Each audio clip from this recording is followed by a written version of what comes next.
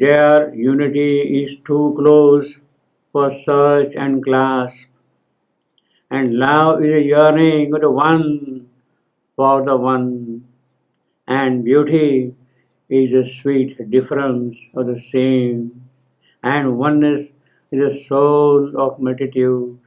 This is a tremendous realization that the gaze of the Supreme looks out through the human eyes of the yogin.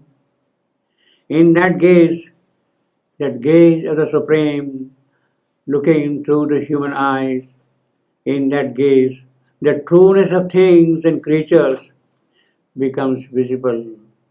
Their real contents, their significances get revealed. There, the unity is such that there is no need to search or to clasp. It is unity. Love is a longing for the one, for the one. Each utterance, each expression becomes his own. The Supreme sees, he is speaking himself to them all. It is he who is speaking to them. Such is the identity that there exists no more the notion of discovery and quest and search, of grasping or clasping something. That notion does not exist anymore. It does not exist because none exists outside that unity. What holds one to the one, what binds them together, is love only. It is as though the differences are the differences of beauty, beauty multiplying in many ways, in many forms.